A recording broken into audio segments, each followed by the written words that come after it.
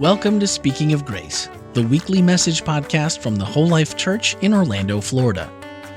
We're a multi-ethnic, multicultural, and multi-generational congregation committed to our mission of loving people into a lifelong friendship with God.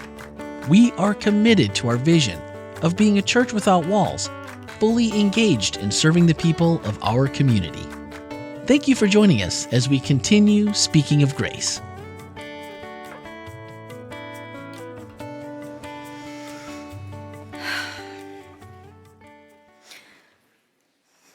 I don't think I've ever been this nervous.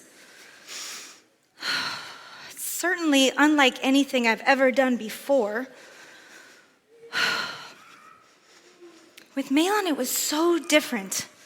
We were neighbors, and when we became of marrying age, our parents took care of everything for us. There was a period of courtship, an agreed-upon dowry, and a simple ceremony. And thankfully, we actually liked each other, so that helped. It seems like we were barely settling into our marriage before I lost him.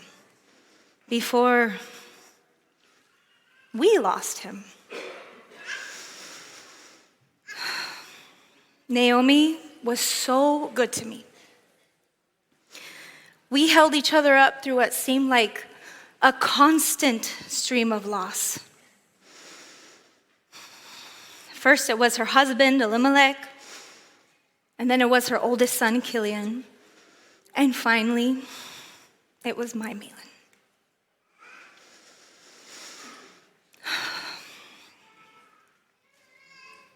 The loss, of course, was multiplied because there were no heirs. Naomi has nothing. We have nothing without a son to carry on Elimelech's line. But I would never leave her. She's my home. Her people are my people. Her God is my God.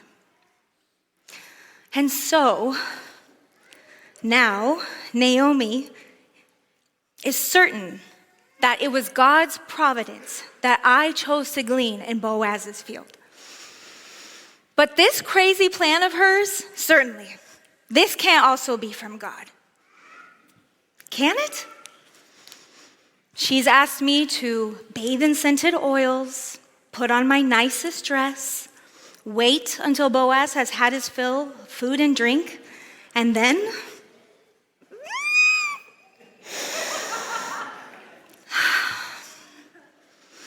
I am to sneak onto the threshing floor, which is no place for a woman.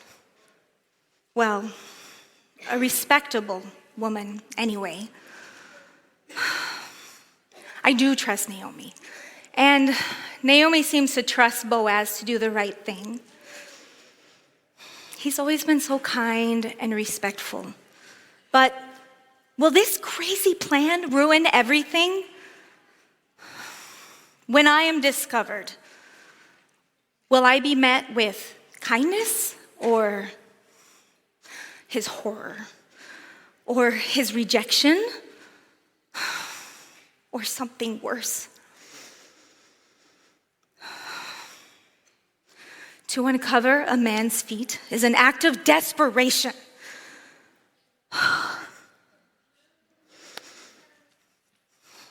Tonight we'll decide if I will live a life of disgrace or redemption. Only Naomi's God knows for sure. And I can only pray that he is a God of compassion.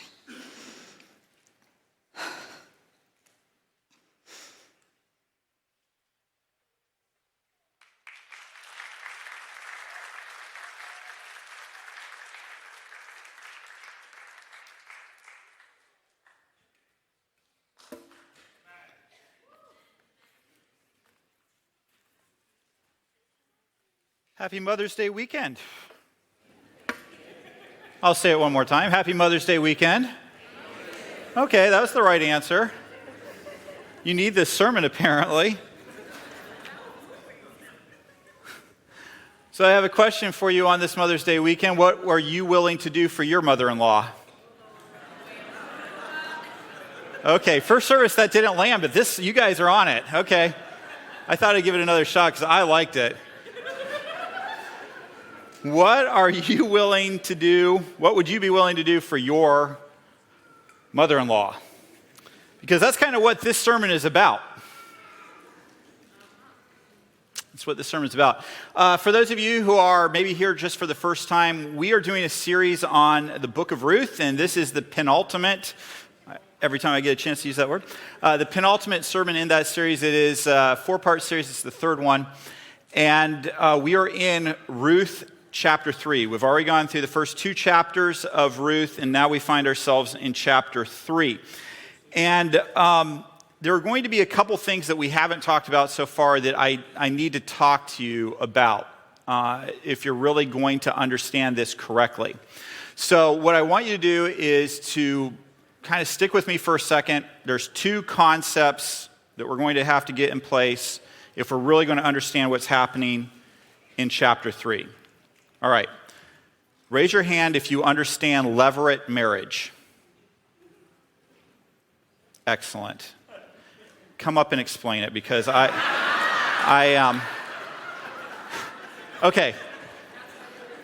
That's why everybody else didn't raise their hand.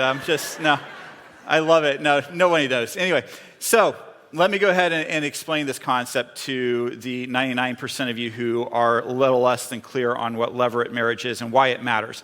This is a concept you're actually going to find in a number of places in the Old Testament. And if you understand it in Ruth, it'll actually help you understand other stories in the Old Testament as well. Basically, this is laid out in the law that God gives to the Israelites, but it was actually something that practiced even before Moses and the law are given. And what levirate marriage is this. A man marries a woman. They don't have children. Man dies. Woman marries man's brother. This is a new concept. I heard a little bit. So there's a couple of you that are kind of thinking about what that would mean in today's culture and time. So the idea was that if your husband died before the two of you produced children, that you would marry the next eligible brother in line, go down the line, could even move into relatives, but the next eligible male, and you would produce a child that would actually be named after your dead husband. If you haven't noticed in the Bible, genealogies are a big deal. And the idea in Jewish life was that you kind of continued on in your name. And so you didn't want your name to be forgotten. And so part of levirate marriage was making sure that a person's name was not forgotten, that they produced a child that would kind of continue on. And I know what a few are thinking, well, this is, I would not want to marry my brother-in-law or whatever. However, one of the things we often, and I talk to you about this a lot, we come to the Bible with our cultural frame and our lens, and we think, how oppressive, how awful. In some cases, that's absolutely fair and true. In this case, I want you to think a little bit more deeply, though. In our time, women have access to pretty much any job they want to do. You can go to work, you can earn a living if you're female. In the time of the Old Testament, that just simply was not the case. Women did not have access to reputable jobs. And so if you found yourself a widow and you had no children, as I talked about in Ruth chapter 1, you would be in a very desperate place. Because if you had a child, that child was required to take care of you. A little bit different than today's culture, but that child was responsible to take care of you and to make sure that you were taken care of. But if you had no children, you had no husband, what then? Well, that's where the idea of levirate marriage comes in and that's where it becomes beneficial to the woman, because the brother is required now to take care of his dead brother's wife. She was going to be provided for. A child would come in this marriage in one way or another, and that child would then take care of mom, as well as the husband, as long as he was alive. So this was actually a pretty big deal. In fact, for a man to turn this down, because men could do that. Men could say, I'm not going to do that. Not going to do it. They could do that, but there was a penalty for it. Would you like to see the penalty? We can find that penalty in Deuteronomy 25, which is, by the way, where you can find out more about levirate marriage when you go home today and decide to research it further. The widow must walk over to the man who has refused to do his duty in presence of the elders, pull his sandal from his foot. You're going to find out that feet are kind of a big deal. There's maybe some euphemism in here. Pull the sandal from his foot, spit in his face.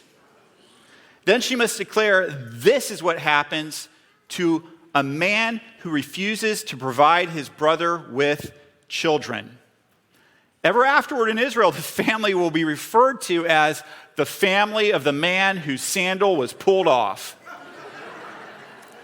Check their last name to find out what it means.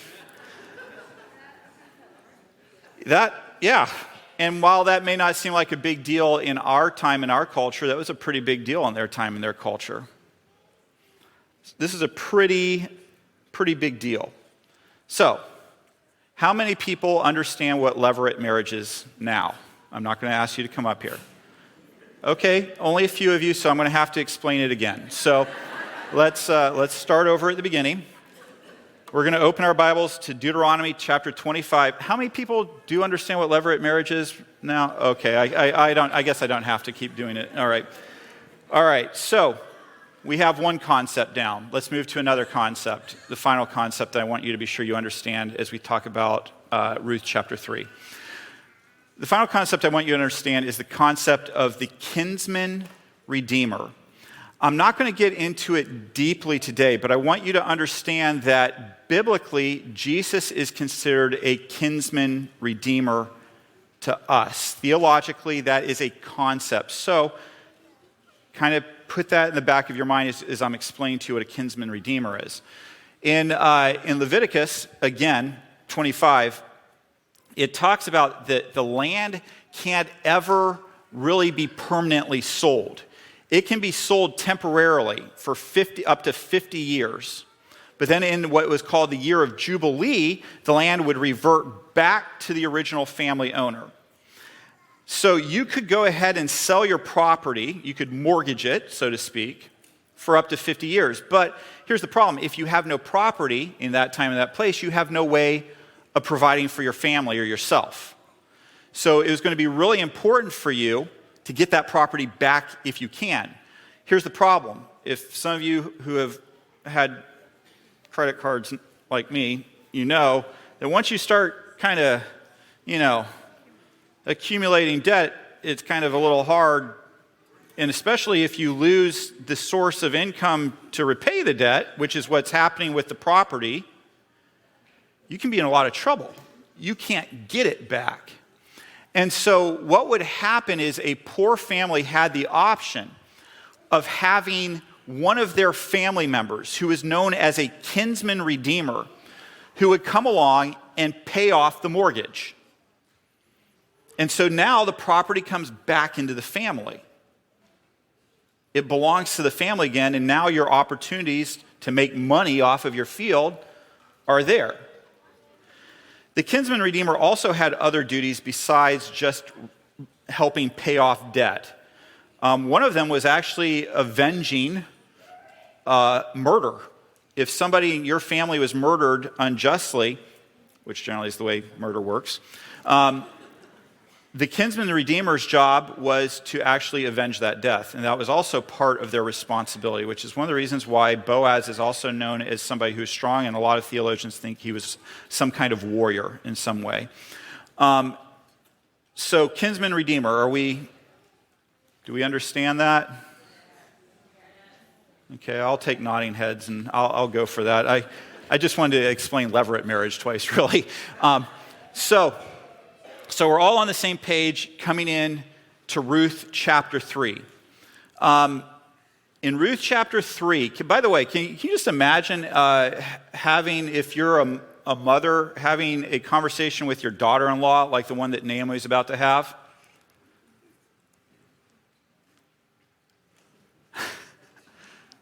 Okay, all right. Well, let me explain, because some of you, maybe you haven't heard the story. So, Naomi comes to Ruth at the very beginning of Ruth chapter 3, which you can follow along if you have your Bible electronically or in your hand. Feel free to turn to Ruth chapter 3. Naomi comes along to Ruth and she says, hey, look, Ken Wetmore paraphrase. Gleaning in the fields has worked out in chapter 2. But do you really want to do that for the rest of your life? And what do we do during the winter? We need a permanent solution. We need something. I need to do something to help you permanently take care of yourself. We need to do something to make this work. And here's the thing. Boaz is the answer. But it's going to be a little tricky, Ruth. And this isn't written in Ruth chapter 3, but I'm going to read between the lines of Ruth chapter 3, because in the Bible, it's generally high context. In other words, you have to understand the context, and they're not going to have a lot of details. You just have to, you fill in the details yourself. And so what Naomi almost certainly said to Ruth is this: Boaz is one of our kinsman redeemer. However, he isn't the first in line. There's another kinsman redeemer, because Naomi, even though at the very beginning of chapter 3, she doesn't say this, there is no chance on earth that Naomi didn't know that Boaz wasn't the next in line. This is like saying that you don't understand what McDonald's is if you live in the United States. It's like you don't understand what fast food. You know what McDonald's offers. You know what Taco Bell offers. You know these things. And so there's not a chance on earth that Naomi didn't know that Boaz wasn't the next in line. But what Naomi did know was that Boaz was the right person. That for whatever reason, the first in line kinsman redeemer was not the right person. So she's going to ask Ruth to do something incredibly risky. Boaz knows that he's not next in line, so he's been a perfect gentleman. Young lady, older guy. Remember in chapter 2, he refers to her as my daughter. My daughter. Says that a lot. And Naomi says, here's the thing, Ruth, we've got a perception problem.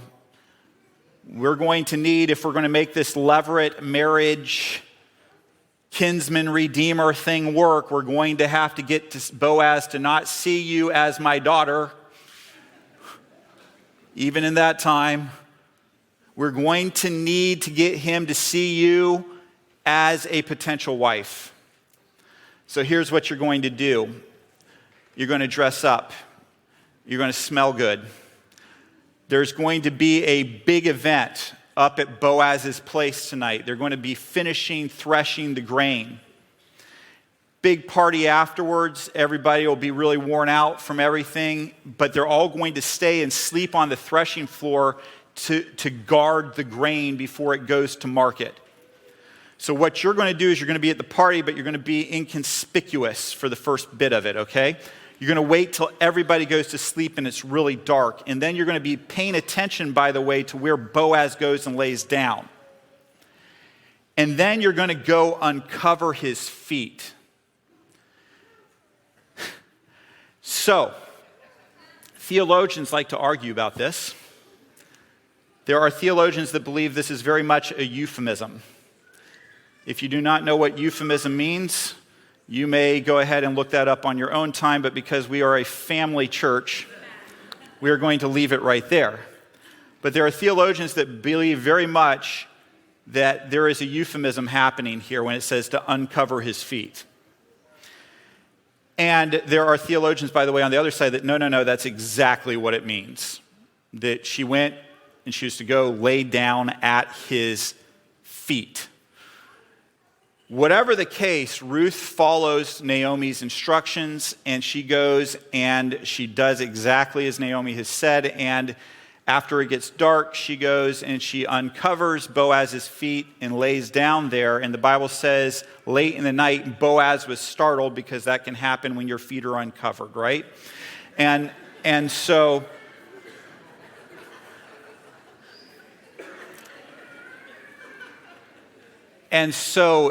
Boaz wakes up and says, whoa, who's there? And Ruth says, it's your servant, Ruth.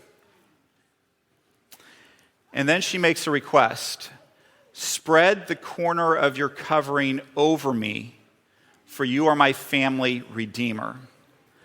Ruth was absolutely brilliant. She was such a smart woman. Why do I say that? I want you to pay attention to the wording at the very, it says, spread the corner of your covering over me. Okay. That doesn't seem that smart. It is. Here's why. Let's go back to Ruth chapter 2. And I said that and hit back on my button instead of forward. Let's look at Ruth chapter, this is actually 2. May the Lord, the God of Israel, under whose wings you have come to take refuge, reward you fully for what you have done. These are Boaz's words to Ruth in chapter 2. So when Ruth is out there faithfully gleaning and providing for Naomi, Boaz puts a blessing on her. May the Lord, the God of Israel, under whose wings you have come to take refuge, reward you fully for what you have done. So here's what's brilliant about what Ruth does. Ruth has not forgotten the blessing that Boaz gave her. And the wording, under whose wings you have come, is the exact same wording as spread the corner of your covering. We miss that in the language, but in the original language, it is the exact same wording. So basically, Ruth says, would you answer the blessing that you gave me? You prayed that God would take care of me. Now I'm asking you to be his hands and feet and do so.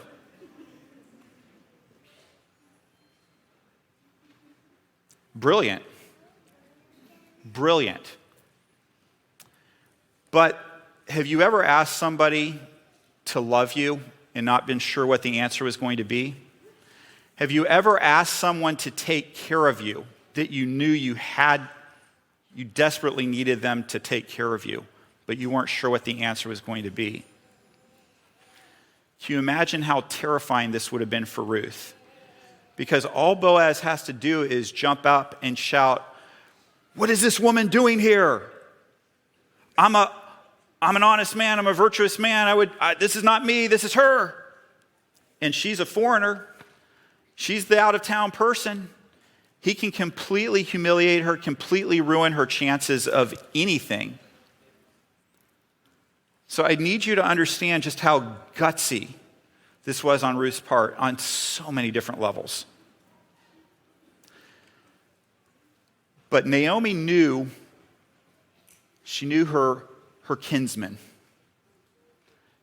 And she had a good idea of what Boaz was going to do, because Boaz was a faithful person. So what is Boaz's reaction after being asked to do this? He says to her, "The Lord bless you, my daughter. You are showing even more family loyalty now than you did before, for you have not gone after a younger man, whether rich or poor." In other words, he's pointing something out that we need to remember. Ruth had options. She didn't have to take care of Naomi. She could have just taken care of herself.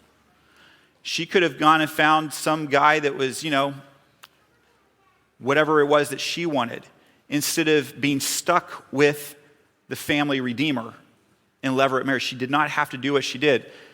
And this is so characteristic of Ruth throughout the whole book of Ruth. Ruth is so faithful. She's so compassionate. She's such a friend to Naomi.